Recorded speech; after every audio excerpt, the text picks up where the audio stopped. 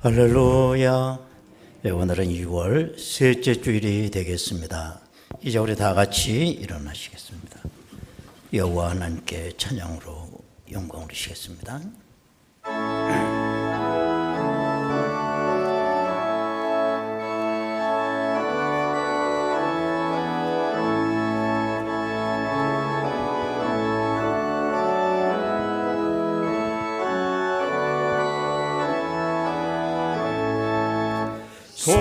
성도여 다 함께 할렐루야 아멘. 주 찬양하여라 할렐루야 아멘. 주 보좌 앞에서 택하시는 해를 찬송하여라 할렐루야 아멘. 만문을 열어라 할렐루야 아멘. 온 하늘 울려라 할렐루야 아멘. 이 보좌 되시며 친구가 되신 주 그 사랑 끝없다 할렐루야 아멘. 주 찬양하여라 할렐루야 아멘. 찬양은 끝없다 할렐루야 아멘. 거룩한 집에서 준총 드리며 늘 찬송 부르자 할렐루야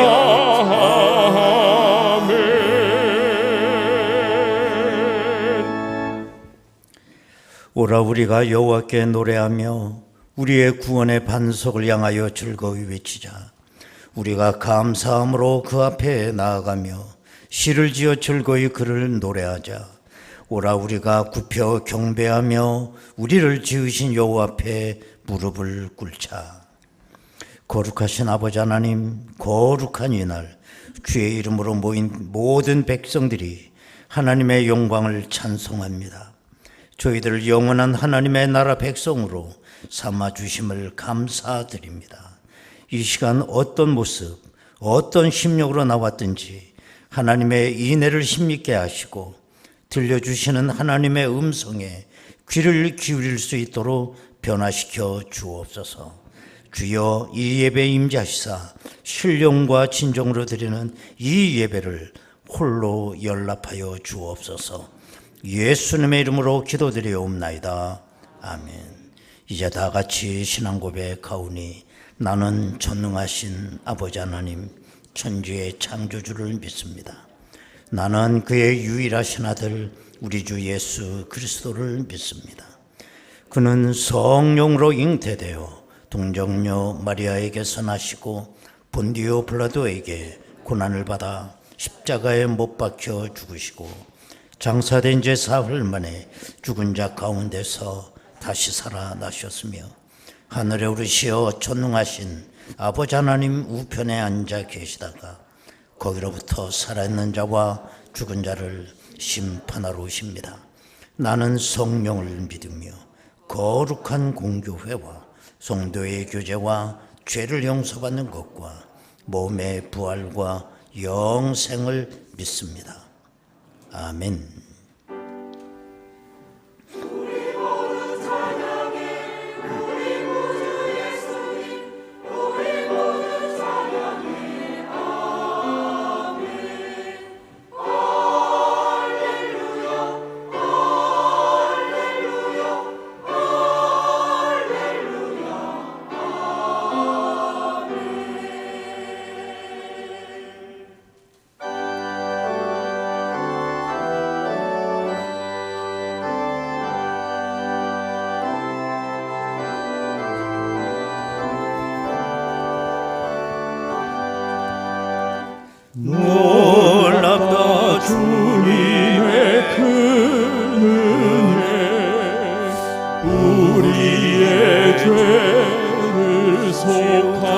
하시려 갈보리 십자가 위에서 어린 양 보혈을 흘렸네. 주의 은혜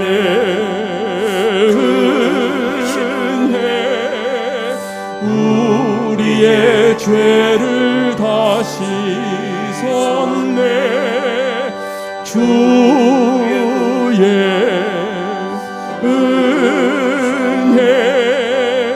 우리의 죄를 다 씻었네.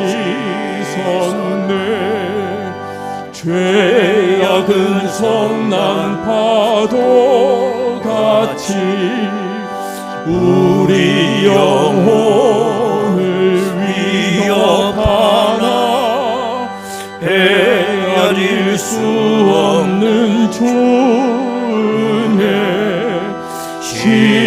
십자가에서 보이셨네. 주의 은혜 우리의 죄를 다 씻었네. 주의 은혜 우리의 죄를 다 씻었네. 죄악에 물든 영혼들을 주께서 피로 씻으시네. 지금도 흐르는 그 피에 눈보다 더 희게 씻으라. 주의 은혜 우리의 죄를 다 씻었네. 주의 은혜 우리의 죄를 다 씻었네. 비할 수 없는 은혜를 믿는 자에게 거저 주네.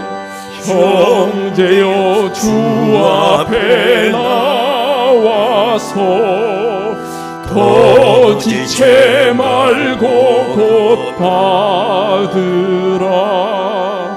주의 은혜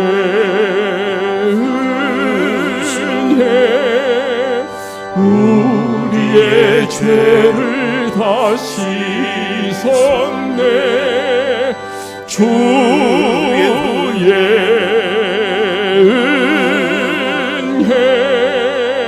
우리의 죄를 다 씻었네.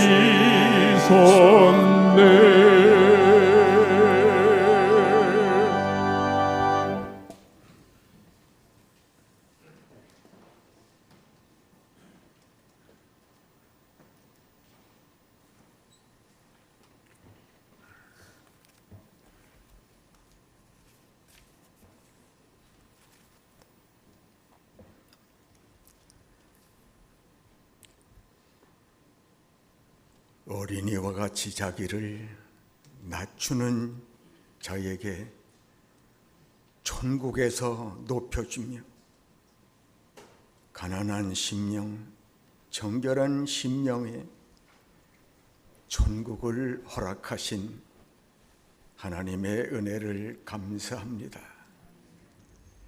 오늘 이렇게 복된 주일 아침 일제에게 주님 전에 나와 예배를 드립니다.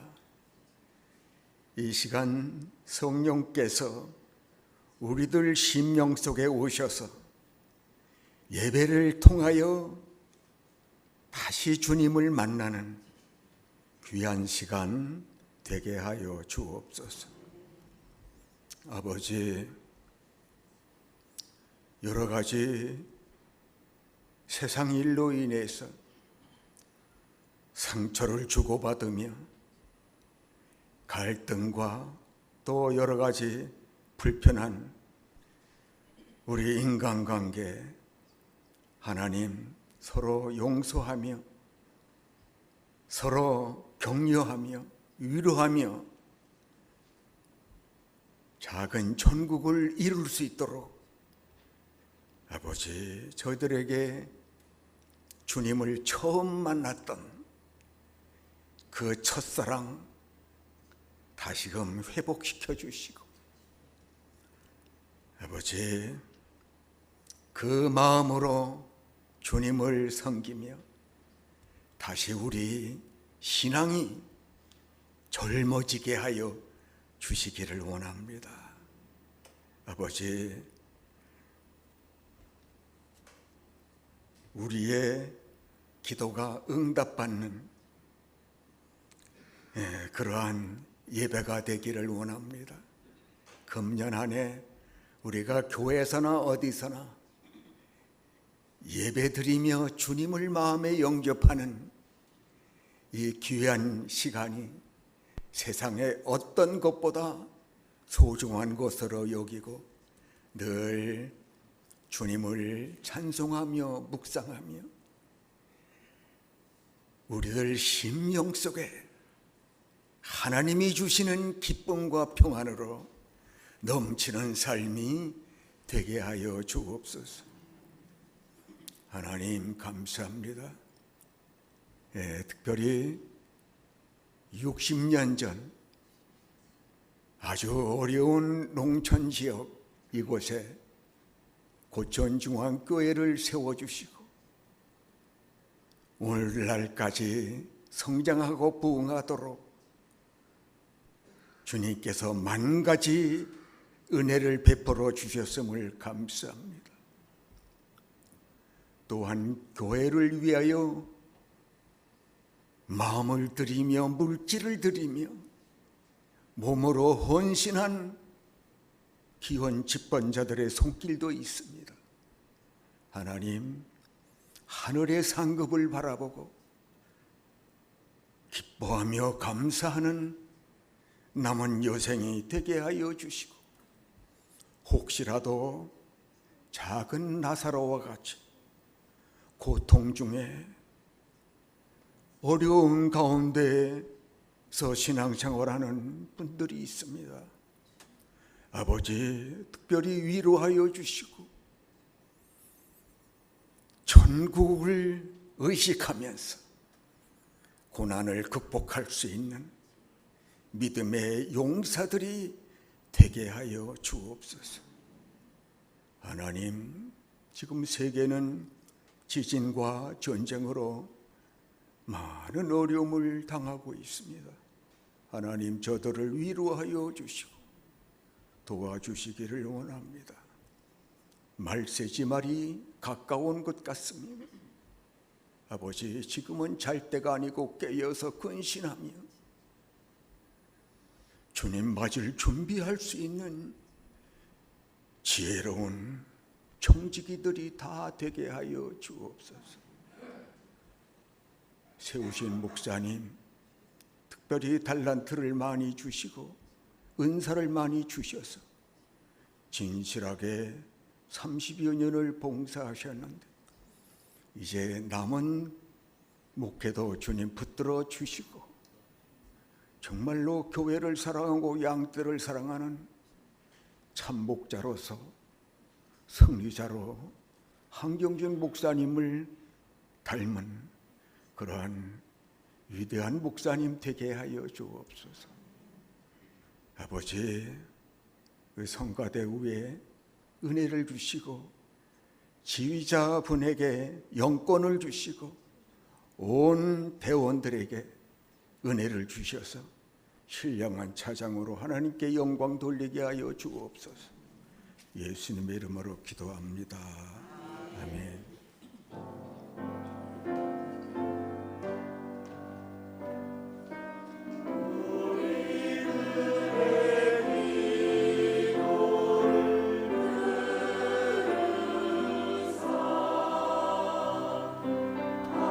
아버지의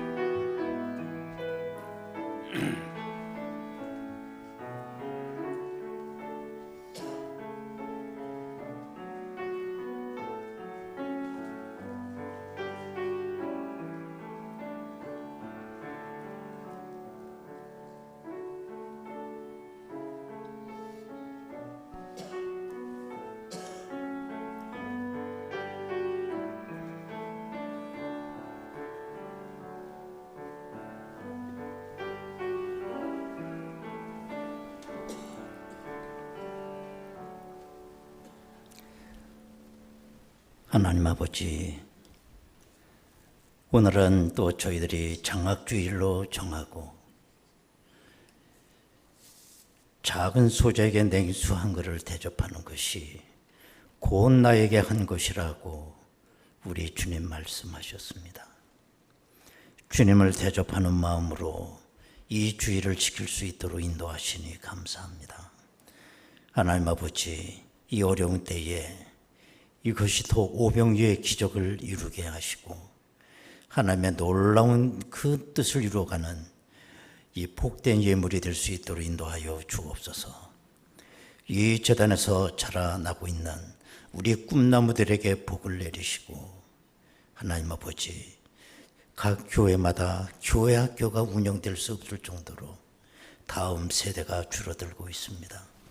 하나님 아버지, 특별히 이 재단에 자라는 저희들이 사무엘처럼 디모데처럼 크게 하나님의 쓰임받는 이런 다음 세대가 될 수 있도록 인도하옵소서. 그 밖에 또 우리가 묶어바친 여러 가지 예물 하나님께서 일일이 연락하시고 저들의 삶의 자리가 더 복되게 인도하여 주옵소서. 예수님의 이름으로 기도드리옵나이다. 아멘. 하나님의 말씀 보시겠습니다. 신약성경 누가복음 1장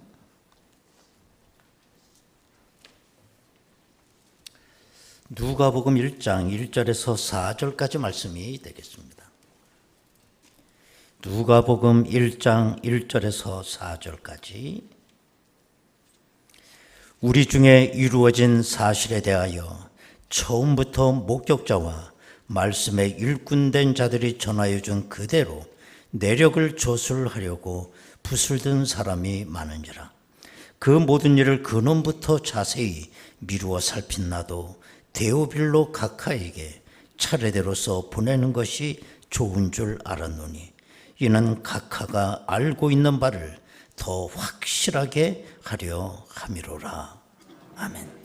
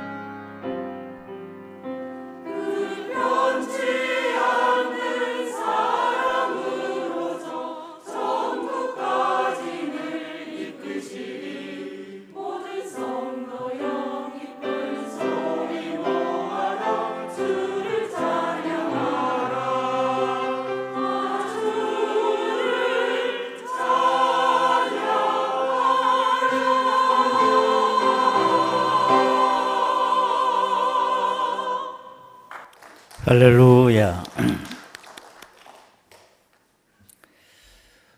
저는 여러분에게 제 머릿속에 상상하고 있는 가상 시나리오 하나를 좀 말씀드려 볼까 해요. 저 지중해가 내려다 보이는 높은 언덕에 대리석 기둥으로 떠받치고 있는 로마식 대저택이 있었습니다. 집 모양으로 봐도 거기는 보통 사람이 사는 집 같지는 않았습니다. 실제로 그 집에는 데오빌로라고 하는 로마 귀족이 살고 있는 집이었습니다. 근데 그날따라 그 집에 무슨 파티가 있었는지 높아 보이는 귀족들이 그 집 안으로 들어가고 있었습니다. 그리고 그 집에서 파티가 열렸어요. 그때 종 한 사람이 편지 한 통을 들고 데오빌로에게 편지를 전해줍니다. 데오빌로가 하수인 전해준 그 편지를 읽어보니 그 봉투에 당신을 존경하는 누가로부터 라고 하는 글이 써 있는 겁니다.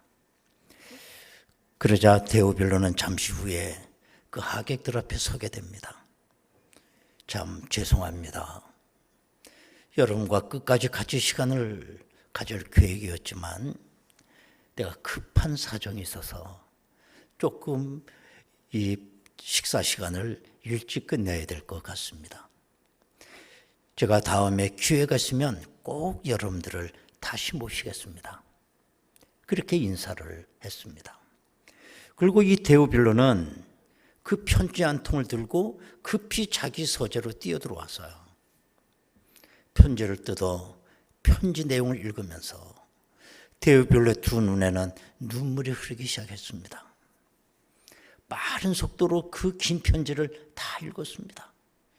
다 읽고 난 후 이 데오빌로는 두 손을 모으고 기도를 했어요. 오 주여, 당신의 위대한 이야기를 나로 읽게 하시니 감사합니다. 그렇게 기도를 끝낸 이 데오빌로는 다시 붓을 들고 이 귀중한 편지를 자기에게 보내준 누가에게 답장을 썼습니다. 그 내용은 그것입니다. 이 다음 이야기를 꼭 저에게 보내주시기 바랍니다. 이런 답장을 또 보냈던 겁니다. 이거 실화가 아니야. 내가 여러분의 이해를 돕기 위해서 한번 가상 신화를 내가 얘기해 본 거예요. 실제로 오늘 그 본문은 주인공이 데오빌로입니다.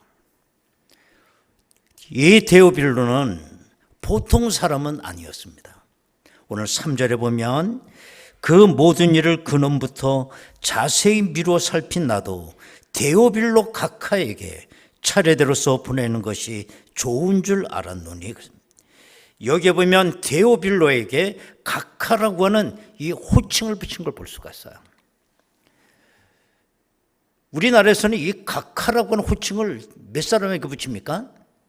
딱 한 사람에게만 붙일 수밖에 없어요. 그게 누굽니까? 대통령에게만 각하를 붙이는 거예요. 그런데 헬라 성경에 보면 이 각하라고 하는 이 단어를 크라티스테라고 하는 이 단어를 썼습니다. 이 뜻은 뭐냐? 지존하신, 매우 숭고한, 뭐 이런 뜻을 갖고 있습니다. 그렇기 때문에 이 데오빌로라고 하는 이 사람은 로마에서 정말 상당히 사람들에게 존경을 받는 최고의 위치인 그 각하라고 하는 그 지위에 그가 있었다는 걸 우리는 짐작할 수가 있어요. 여러분, 우리 인생에는 가장 소중한 것이 있는가 하면 가장 하찮은 것들도 있습니다. 그런데 이 데오빌로는 누가로부터 받은 이 편지에서 무슨 내용을 읽었길래 그렇게 그는 감격해하는 것일까요? 우리 인생에는 하찮은 것도 있고 내 인생에는 소중한 것도 물론 있지만 내 삶은 그 소중한 사건이 내 인생을 리드해 가고 있다는 겁니다. 그건 부인할 수 없는 얘기예요. 1936년 12월 11일 영국 BBC 방송에서 영국 전 국민의 귀를 의심할 정도로 아주 충격적인 속보가 전해졌습니다. 그 내용은 뭐냐? 제가 사랑하는 한 여인의 도움이 없이는 저의 국왕으로서의 의무는 불가능합니다. 저는 국왕의 지위를 포기하고자 합니다. 이 충격적인 속보를 전한 사람이 누구냐? 그때 왕이었던 에드워드 8세였습니다.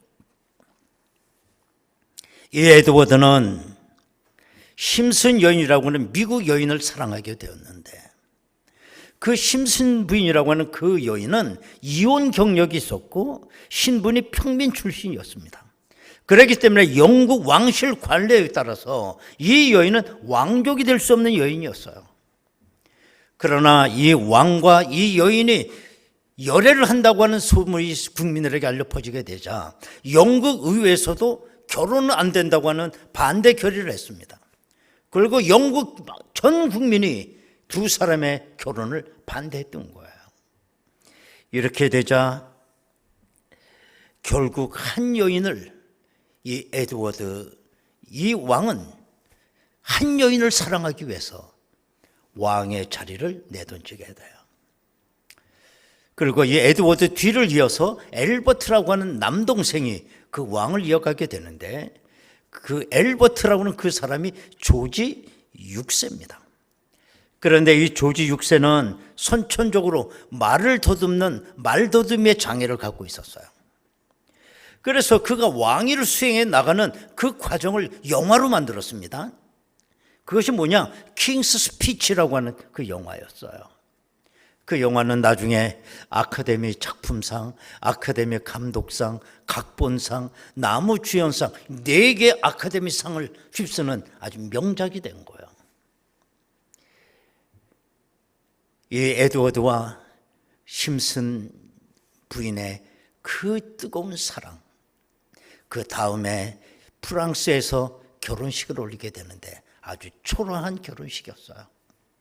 하객이 겨우 16명만 참석을 했고 영국 왕실에선 한 명도 참석하지를 않았습니다. 이렇게 결혼을 한 이 두 사람은 뜨겁게 35년을 사랑합니다. 그리고 내가 중학교 2학년 때인 1972년도에 에드워드가 먼저 세상을 떠나게 되죠. 여러분, 에드워드라고 하는 남자의 한평생을 끌고 갔던 것은 한 여인에 대한 사랑이었어요. 이 사랑은 대영 제국의 왕관보다 에드워드에게는 더 소중한 것이었습니다. 이렇게 어느 누구든지 가장 소중한 가치가 그 사람의 삶을 끌고 간다는 걸 잊지 말아야 됩니다. 이렇게 사람은 누구에게나 자기 가장 소중한 가치를 갖고 살아요. 그것이 가치가 무엇이든 간에.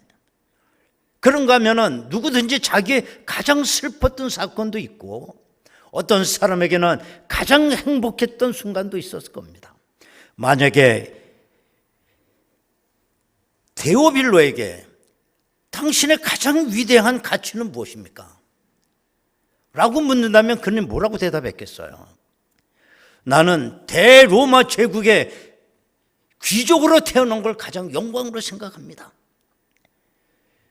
내가 가장 귀한 대로마 제국의 정말 자랑스러운 군인으로서 황제께 죽도록 충성하고 내가 각하라고 하는 고위 자리까지 올라간 것이 내 인생의 최고라고 저는 생각합니다. 그렇게 대답했으리라고 저는 생각을 해요. 그러나 어느 날 그의 인생에 하나의 사건이 일어나기 시작을 해요. 그가 살고 있는 로마에서부터 아주 멀리 떨어진 팔레스타인이라는 곳에서 일어난 일이었습니다. 누군가 예루살렘을 다녀와가지고 거기서 일어난 사건을 데오빌로에게 얘기를 해주는 것이었어요. 그 얘기는 이런 것이었습니다. 어느 한 남자가 있었습니다. 그 남자는 무슨 죄를 지었는지 모르지만 십자가에서 처형을 당했습니다. 그런데 놀랍게도 그 남자가 며칠 만에 다시 살아난 것입니다. 그때 그 남자를 추종하던 많은 사람들이 이 사실을 유대 전역에 다 전하게 되었고 이건 누룩처럼 그 소문은 퍼져나갔습니다. 그래서 유대 관원들도 이걸 차단하기 위해서 고군분투해봤지만 아무 소용이 없었습니다.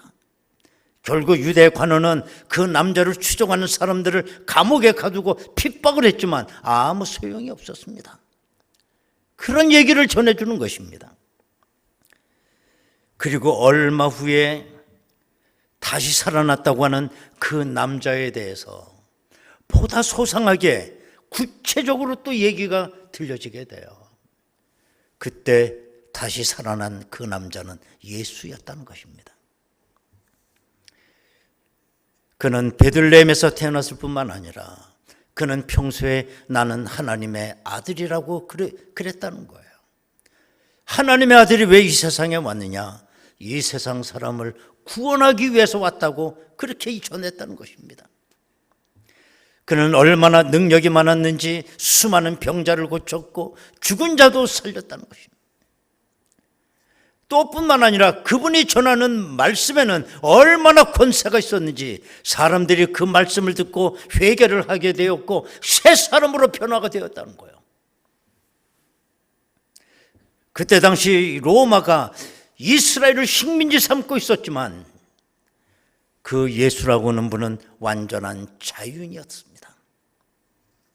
또 뿐만 아니라 로마 권력 앞에 절대로 굴종하지 않았습니다.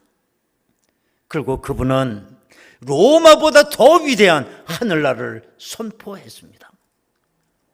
이런 소식이 또 전해지는 거예요, 데오빌로에게. 데오빌로는 이 이야기를 들으면서 막 가슴이 뜨거워지기 시작했어요. 흥분이 되기 시작했어요. 그 이유는 왜 그러냐? 자기도 구원받아야 할 대상이라는 걸 느꼈기 때문입니다. 정말 데오빌로는 아주 고상한 로마의 귀족이었지 않습니까? 그는 존경받는 각하라고 하는 그 높은 자리에 있었기 때문에 많은 사람들이 그를 따르며 아부를 했습니다. 또 그는 힘과 많은 재물을 소유하고 있었습니다. 그러나 행복하지를 못했어요. 또 뿐만 아니라 가끔씩 열리는 로마 원형극장에서 검투사의 경기를 하게 되면 수만 명이 모여 흥분을 하고 열광을 했지만 그걸 보고도 아무 느낌이 없었습니다. 그 로마의 세계적 음식을 먹으면서도 배부르지 않았어요. 때로는 헬라 철학과 그의 종교에 심취해 보기도 했지만 만족을 주지 못했다는 거예요. 많은 사람들이 그 로마의 화려한 모습을 보고 로마 파라독스, 로마여 영원하라, 황제 만세, 그리고 온 백성들이 로마를 칭송했지만은 이 데오빌로는 최고의 각하의 자리에 있어서 정말 겉으로 보이는 로마와는 달리 로마의 속살을 볼 수 있었습니다. 로마의 속살을 보면 참혹한 거예요. 음란 문화가 팽배했고 온갖 감투를 위한 살인과 사치와 모든 죄악이 로마라고 하는 그 포장 속에 들끓고 있었던 거예요. 이런 로마를 바라보면서 데오빌로는 구원이라고 하는 말을 처음 듣는 거예요. 그 말을 들을 때 정말 이 데오빌로의 영혼에 불꽃이 튀기 시작한 겁니다. 예수, 그분은 누구냐? 그분은 위대한 능력자였지만은 그 힘을 이용하여 황제가 되려고 꿈꾸지 않았습니다. 구름대 같은 군중들을 몰고 다녔지만 그 군중들에 군림하려고 하지 않았어요. 땅을 휘어잡을 수 있는 힘을 갖고 있었지만 그분은 천국을 얘기했습니다. 세상의 진면목이라고 하는 건 정말 서로 끌어내리고 정말 이전투구를 하고 사람을 모함하고 이것이 우리가 사는 세상이지만 그 예수는 늘 사랑을 얘기한 거예요. 데오빌로는 그분이 구원자가니까 데오빌로는 예수 그분에게 마음이 기울기 시작했고, 만약에 그분이 구원자라고 한다면 내 일생 전체를 그분에게 의지하기로 결단을 서게 됩니다. 이제 예수 이야기가 데오빌로의 인생 한복판에서 일어나기 시작을 해요. 예수 사건은 이제 데오빌로에게 자기 인생 최대의 사건이 되어가고 있었습니다. 그래서 오늘 본문 1절에 보면 누가는 이런 말을 했습니다. 우리 중에 이루어진 사실에 대하여. 누가복음을 기록해서 이걸 편지로 데오빌로에게 이 편지를 보낸 누가는 이 예수의 이야기는 그 팔레스타인 땅에서 일어난 사건이라고 그렇게 말하지 않았어요. 만약에 그렇게 말했다고 하면 우리가 신문 기사 한 줄 읽은 것과 뭐가 다르겠습니까? 여러분, 신문 기사 읽어보면 어떤 내용이에요? 어느 지역에서 이런 사건, 팩트가 일어났다는 겁니다. 그 정보를 알려주는 것이고, 우리는 그 신문 기사를 읽고 어느 지역에서 이런 일이 일어났구나 알고 나서 그걸로 끝나는 거 아니겠습니까? 만약에 예수님이 그때 당시 팔레스타인 유대 땅 예루살렘에서 있었던 일이라고 그냥 사건을, 팩트를 소개하고 만다면 그런 일이 있었구나, 그런 사람이 태어났구나, 우리는 그렇게 정보만 알면 끝나는 거예요. 그러나 누가는 그렇게 말하지 않았어요. 내가 당신에게 보낸 이 편지를 보낸 나와 이 편지를 읽고 있는 데오빌로, 당신 인생 안에 바로 우리 안에 일어난 일이라고 그렇게 이야기를 하고 있는 겁니다. 이게 중요한 거죠. 여러분, 가장 내 인생에 중요한 것은 내 인생의 두 번째로 중요한 걸 통제하는 힘을 갖고 있어요. 그동안 나에게 최고의 가치로 여겼던 것이었는데 또 내 인생에 더 큰 가치가 생기게 되면 그동안 내가 최고의 가치로 알고 있던 건 두 번째 자리로 밀려나게 되면 최고로 가치 있는 것이 내 인생을 끌고 가게 되는 것입니다. 그동안 데오빌로에게는 최고의 가치는 로마였습니다. 내가 죽도록 충성할 수 있는 인물은 로마 황제였어요. 그런데 내가 예수 얘기를 듣고 나서 이 로마는 두 번째 자리로 밀려나게 된 거예요. 이게 우리 안에 이루어진 일이다 라고 얘기하고 있는 겁니다. 예를 들어서 몇 번 실수시 떨어졌다가 기적같이 사법고시에 합격을 한 사람이 있어요. 그는 인생의 의미가 그 순간 달라지기 시작했어요.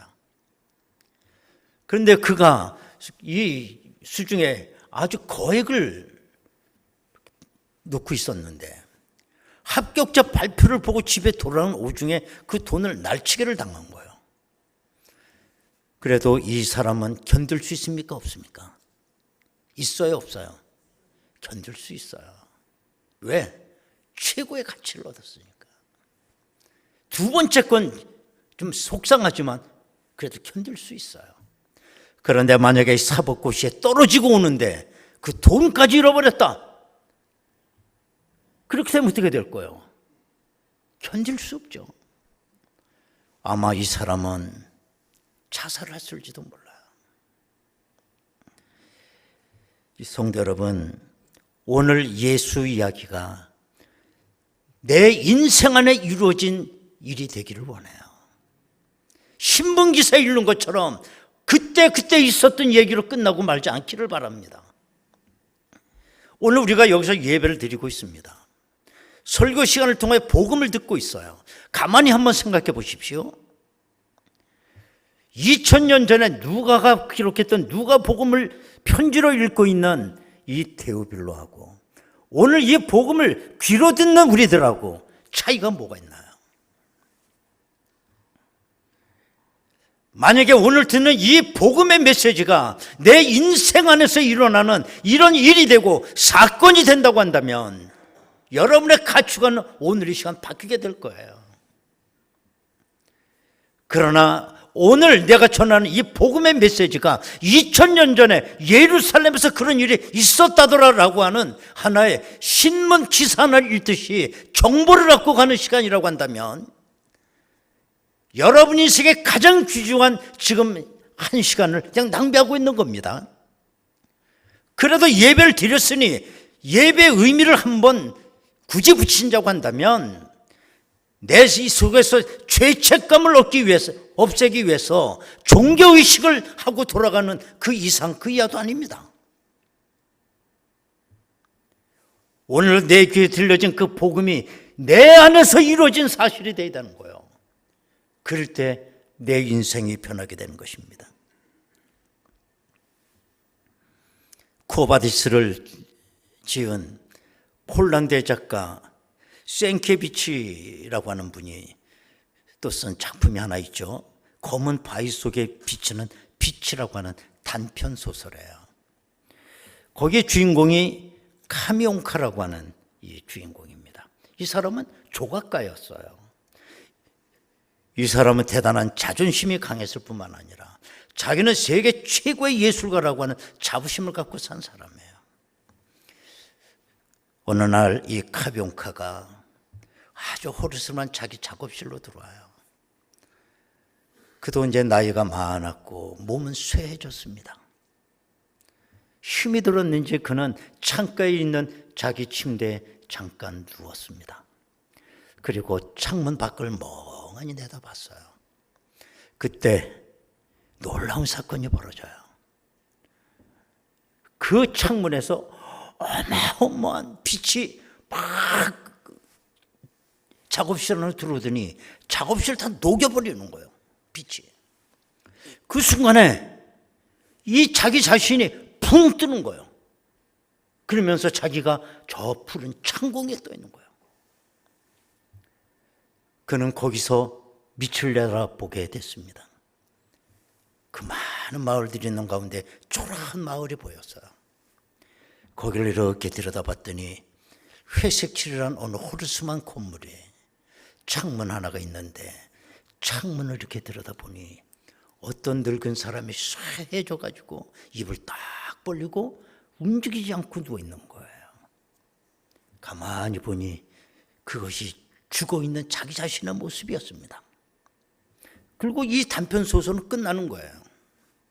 그러면 생케비치가 뭘 얘기하려고 하느냐? 이 소설을 통해서 사람은 일평생 자기를 객관적으로 보지 못하고 죽는다는 거예요. 내가 나를 아는 건 다 착각입니다. 카미온카라고 하는 이 조각가는 나는 세계 제일 가는 예술가라고 하는 착각을 하고 사는 거예요. 데오빌로는 나는 로마의 귀족으로 나는 각하의 자리까지 올라간 그런 귀중한 인물이라는 착각을 갖고 지금까지 살아온 겁니다. 내가 저렇게 바짝 말아서 입 딱 벌리고 그냥 비참하게 죽는 그게 자기의 모습이라는 걸 우리는 모르고 산다는 거예요. 그러나 데오빌로가 내 마음속에 예수의 얘기를 듣고 그 다음부터 내가 누군가의 눈을 떴어요. 객관적으로 나를 보게 됐어요. 그 얼어 죽을 각하라는 귀족이 중요한 게 아니라 나 구원받아야 될 죄인이라는 걸 데오빌로는 그때 깨닫게 됩니다. 그 이야기를 듣고. 우리는 말하지 않아도 데오빌로의 다음 이야기를 우리는 상상할 수 있습니다. 데오빌로라고 하는 말은 두 단어가 합해진 단어예요. 데오라는 말과 휠레오라는 단어가 합해진 단어입니다. 데오, 그러면 주님이라는 뜻이에요. 휠레오는 사랑한다 이런 뜻입니다. 그러면 데오필로라고 하면 주인을 사랑합니다 라고 하는 뜻이에요. 그러면 데오빌로가 지금까지 사랑했던 그 주인은 누구였을까요? 로마 황제였습니다. 죽도록 충성했습니다. 그러나 내가 예수를 알고 주인이 바뀌었어요. 이제는 로마 황제가 아니라 예수님 그분이었어요. 그래서 이 데오빌로는 이제는 로마 황제를 사랑하는 사람이 아니라 예수를 죽도록 사랑하는 사람으로 그가 바뀌게 됩니다. 여러분, 사람은 자기 인생의 최고의 관심사에 눈을 들이고 있죠. 어떤 사람은 증권에 목을 매는 사람들은 밤낮 없이 핸드폰 그거 증권이 오르나면 눈이 뻘겋게 하루 종일 그러고 살아요. 어떤 사람은 자식이 자기 인생의 최대 관심인 사람도 있습니다. 오직 내 새끼 하면 사는 거예요. 어떤 작가의 집에 불이 났다고 그래요. 그 작가는 아주 유명한 작가이기 때문에 그가 많은 그 저술한 그 책을 통해서 많은 돈을 모았어요. 그러면서도 이 사람은 내 인생의 최대 관심은 무엇이냐, 여기에 대해서 한 번도 생각해 보지 않고 사는 거예요. 왜? 걱정이 없으니까요. 그런데 그 집에 불이 난 거예요. 큰 불이 났습니다. 이때 그는 순간적으로 뭘 가지고 나가야 되나, 이걸 생각하는 순간에 내 인생의 최대 관심사가 뭐냐, 이걸 순간적으로 처음 고민해 봤다는 거예요. 그때 뭘 가지고 나가야 되느냐, 내가 집 바깥으로. 세 가지 중이었다는 거예요. 2층에서 잠을 자고 있는 내 자식들, 또 하나는 수년 동안 내가 베스트셀러를 하기 위해서 피눈물 나게 원고를 썼던 원고 뭉치, 또 하나는 그동안 벌어놨던 돈, 어떤 걸 갖고 나가야 되느냐. 자기가 이런 생각을 해본 적이 없었다는 거예요. 결국 이 작가는 2층에 올라가 자기 자식을 끌고 나와요. 우리도 마찬가지예요. 지금 우리가 살면서 내 인생의 최대 관심사는 뭐냐? 한번 생각해 보셨나요? 내가 얼마나 더 살는지 모르지만 나 하나를 건지려면 뭘 건질 거냐? 이게 나의 가치관입니다. 이제 예수를 만난 데오빌로에게 예수는 더 알고 싶은 대상이었어요. 이젠 들어서 하는 게 아니라 더 자세히 알고 싶었습니다. 그래서 오늘 3절에 보면 그 모든 일을 근원부터 자세히 미뤄 살핀 나도 데오빌로 각하에게 차례들어서 보내는 것이 좋은 줄 알았노니, 모든 일을 근원부터 자세히 살펴보았다. 그래서 누가복음을 보면 한 3장에 예수님의 족보 얘기가 나오는데 특색이 있어요. 예수님의 얘기가 나오고 그 다음에 예수님의 위에 사람, 그 위에 사람, 위에 사람, 마지막은 어디서 끝나느냐? 하나님에서 끝나. 근원부터 알게 하는 거예요. 그래서 이 편지를 썼다. 이는 각하가 알고, 4절에 보면 이는 각하가 알고 있는 바를 더 확실하게 내가 이야기하고 싶어서 이 편지를 쓴다. 훨씬 훗날 누가는 또 한 통의 편지를, 두 번째 편지를 데오빌로에게 또 한 통을 보냅니다. 더 확실하게 알게 하기 위해서. 첫 번째 보낸 편지는 예수님의 탄생부터 예수님의 승천까지의 내용을 첫 번째 편지에 기록해서 보냈어요. 그 다음에 두 번째 편지는 예수님이 승천한 이후에 어떤 일이 벌어졌느냐, 이 세상에는 그 이야기를 자세히 또 기록해서 두 번째 편지를 데오빌로에게 보내는 거예요. 이게 바로 사도행전입니다. 여러분, 예수님의 얘기가 저 팔레스타인 예루살렘에 있었던 하나의 팩트, 하나의 사건에 끝나지 않기를 바라요. 그러면 예수와 나는 아무 상관이 없어요. 2000년 전에 유대 땅에서 있었던 얘기지만 그게 오늘 내 인생 한복판에서 일어난 사실입니다라고 하는 고백이 있어야 될 줄로 믿습니다. 이번 수요일은 죄의 수요일이라고 그래요. 죄의 수요일. 왜 그러냐? 전통적으로 이 교회는 사순절이 시작이 되는 그 첫날이 시작되는 그 주간의 수요일을 제수요일이라고 그랬어요. 성경에 보면 죄인들이 용서를 회개할 때 잿더미에 앉았고 죄를 뒤집어 쓰고 그 다음에 회개를 했던 것처럼 예수님이 사순절이 시작되는 그 주간에 수요일이면 많은 성도들이 머리에 죄를 묻히면서 하나님 앞에 기도하기 시작했다는 거예요. 그래서 이게 제2수요일이 이번 수요일이고 이제 사순절 기간이 시작이 돼요. 여러분, 예수 그리스도의 십자가가 예루살렘에 있었던 과거 얘기로 머무는 게 아니라 오늘 여러분들은 정보를 얻고 가는 것이 아니라 그 사건이 오늘 우리들의 인생 한복판에 일어나는 하나의 사실이기를 원합니다. 여러분, 이 시간 우리 다 같이 통성으로 기도하겠습니다.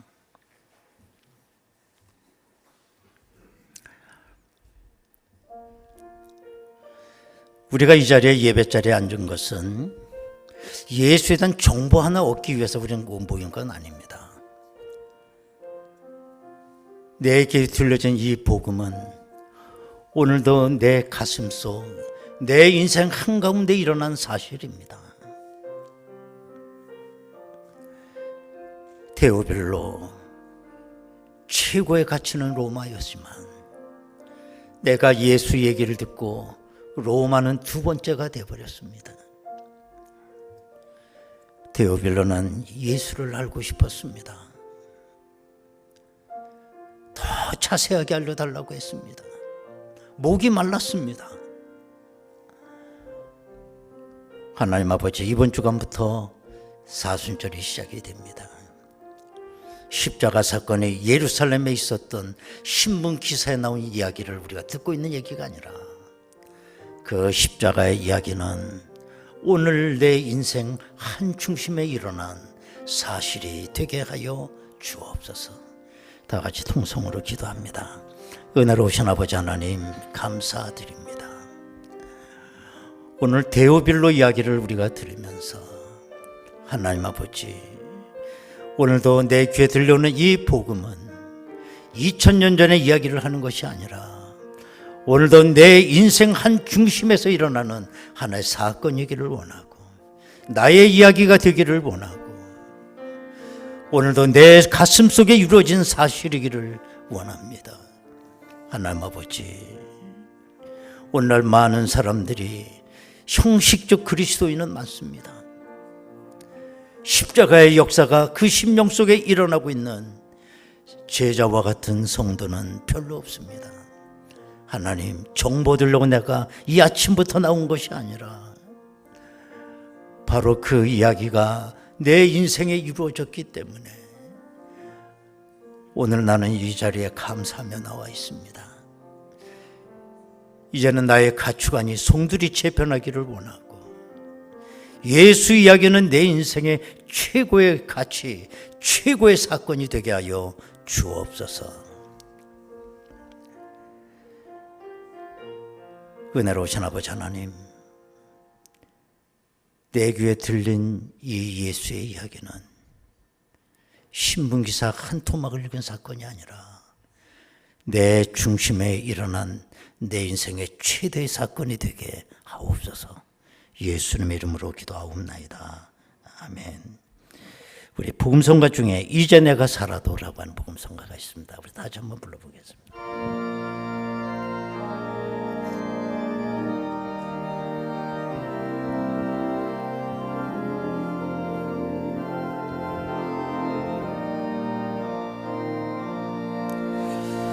이제 내가 살아도 주 위에 살고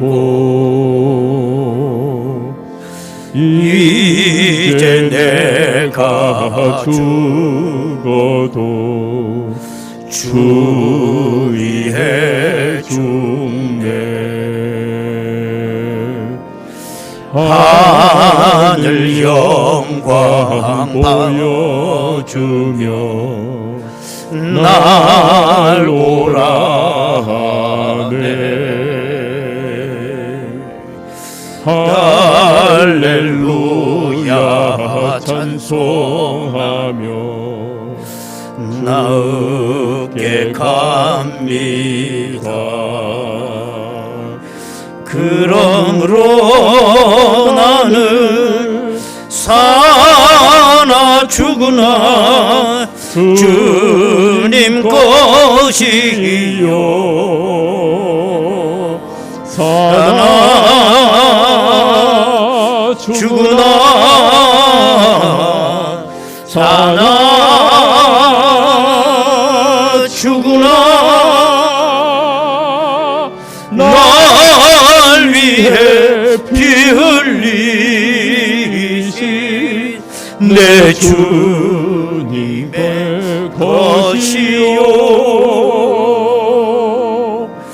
이제 내가 떠나도 저 천국 가고 이제 내가 있어도 주 위에 있네. 우리 예수 찬송하며 나는 가겠네. 천군 천사 나팔 불며 마중 나오네. 그러므로 나는 사나 죽으나 주님 것이요 사나 죽으나 사나 죽으나 날 위해 피 흘리신 내 주님의 것이요.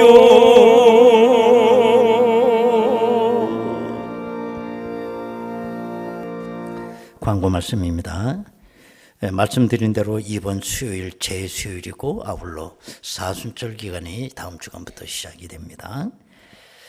오늘은 장학주일입니다. 여러분께서 드린 이 장학헌금 전액 조금 부족하면 재정에서 또 좀 보충해서 우리 꿈나무들에게 전액 지급이 되겠습니다. 오늘 저녁 예배는 안수 집사회 헌신 예배로 드리고요. 오늘 이용잼 전도사님께서 말씀 증거해 주시겠습니다. 다음 주일 저녁 예배는 우리가 전통적으로 고천 기독교연합회에서 3.1절 구국 예배를 드리죠. 올해는 2월 26일 오후 2시 고천제일교회당에서 구국 예배가 있습니다. 제3남성계 원래회 3부 예배 후 새벽기도회 있었고요. 추가 광고입니다. 제6 여전대 원래회 3부 예배 후 오후 1시 아마 장소는 별도로 공지를 한다고 그래요.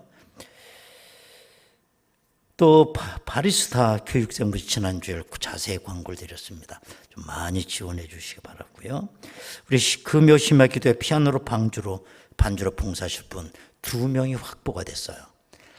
생각난 한두 명 더 했으면 좋겠어요. 그래서 딱 한 달에 딱 한 번만 봉사하게끔 아마 아주 잘 될 것 같아요. 그러니까 한두 분 할까 말까 이런 사람 있지 지금. 오늘 설교 말씀 들었으니까 한 번 더 지원해 주시기를 바라겠습니다. 이제 우리 다 같이 일어나시겠습니다. 인사 나누시겠습니다. 할렐루야 감사합니다.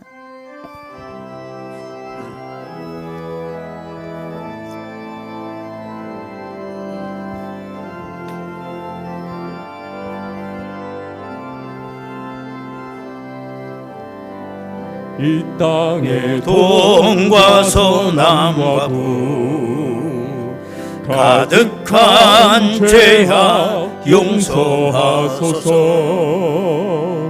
모든 우상들은 무너지고 주님만 높이는 나라 되게 하소서. 이 땅에 지친 모든 영혼 주 예수 사랑 알게 하소서. 저들의 아픔과 눈물 씻는 주님의 보혈 이 땅 치유하소서.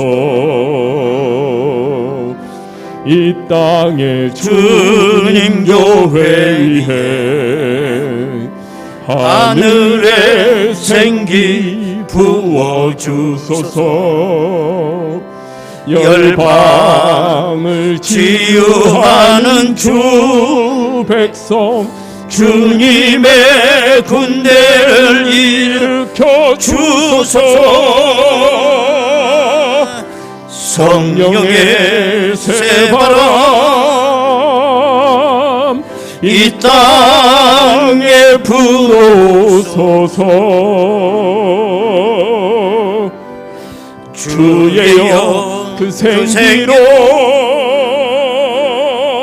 우리를 다시 살리소. 여러분이 두 손 들고 찬양하겠습니다. 이 땅에 하나님 영광 거하는 그런 나라가 되게 하소서.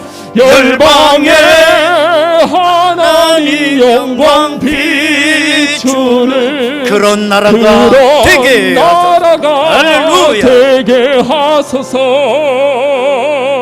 그런 나라 되게 하소서.